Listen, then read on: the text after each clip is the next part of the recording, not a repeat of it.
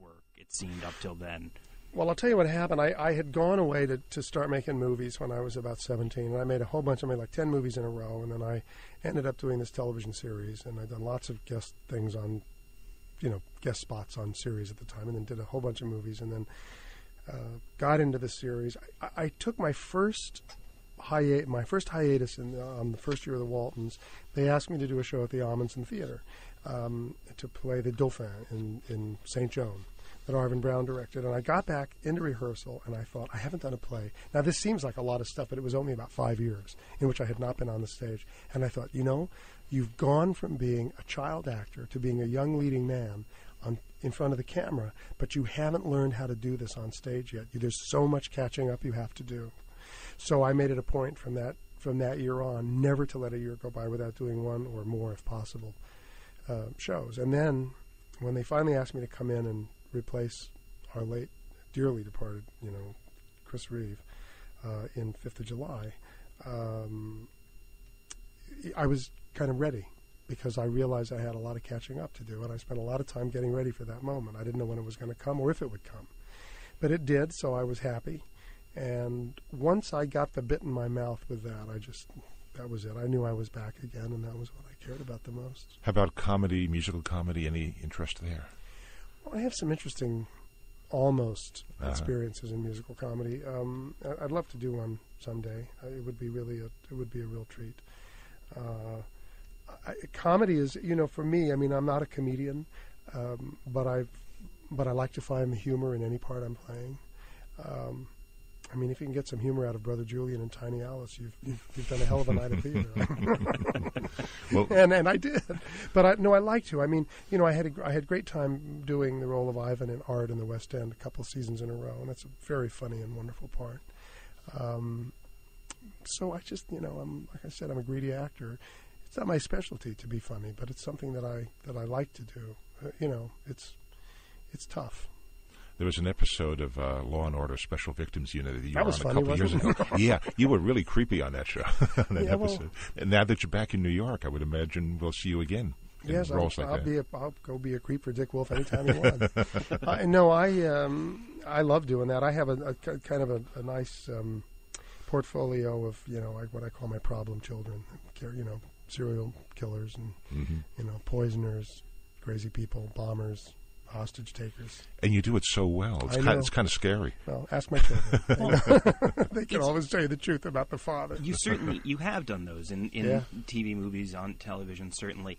How much does the persona that certainly was etched into the public consciousness, your role as John Boy, how much does that affect, do you think, how people perceive you in roles? Are you able to subvert that? It is a role that you played for 5 years. You haven't played it in almost 30 years. Right. But it sticks with you. Sure does. What's the effect of that? And is it something you've had to fight in terms of casting? Absolutely. There's no question about it. And I want to say right off the bat, it's a show I love doing and that I'm very, very proud of. And I love that part. It was a terrific part. I was grateful to have it. Sorry, just came from rehearsal. However, having said that, it is anybody who has been in a hit television series will tell you that it's a very powerful thing to not just overcome, but to even balance with other work. And especially when you go into people's homes and you become a part of their lives on a weekly basis, they feel that one of the natures of television celebrity is that they feel intimate with you and close to you. They feel they know you. You come into their home, and especially if you're playing a family character. So this idea of you as this person becomes ingrained. And let's face it, most people in audiences don't make it their business to pay attention to what everybody does in their career, and if they went in, why should they? It's not their business to keep abreast of what I'm doing. It's my business to entertain them. And so there's a whole section of the population for whom I will always be John Boy Walton, and a whole section of the population, a smaller one, who go to the theater, who know about it but are interested in other things. So, you just take it. You just do the best parts you can. I have done roles. I've had fun subverting the image with villainous parts. Well, I have to comment in the production of Hamlet at Hartford Stage, right. which we were involved in together a number of years ago. There is a point at which, exiting the stage, you call out "Good night, Mother." Yes, I know.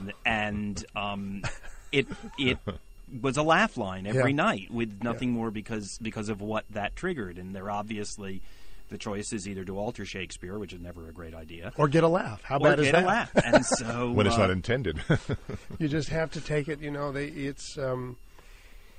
It's as I say, it's a very, especially a part like that. I mean, it was really iconic for a lot of people, that role, and it stood for a certain thing, and it's still there. I mean, they'd say goodnight, John Boy, at the end of 5th of July, the first act of 5th of July, several times a week it would happen. It's up to the public. They can do whatever they want. It's kind of a double-edged sword. The good part is you had a starring role in a very big TV show. Exactly right. The other side of the coin is have to get beyond that. Exactly right. I think to some degree, though, every actor who has been blessed and lucky enough to work and have some success in the business, at some level has had, there are a few exceptions, but at some level has had a certain initial and strong success with which they become identified. And whether it's they're always playing superheroes and they want to be taken as serious actors, or they're comedians and it's very funny and they want to be serious, or they're very serious and they want to be funny, or there's all kinds of things. What I really want to play is this, what I really want to play is that.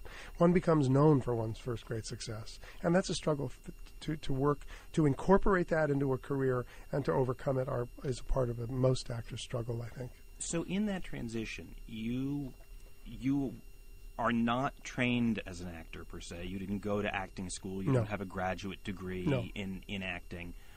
How do you went from being a child performer and just doing it on instinct to doing film and television work? How then do you prepare to play Hamlet, Puck, Richard III, all of these roles? Is that a technical facility that you had to develop, or?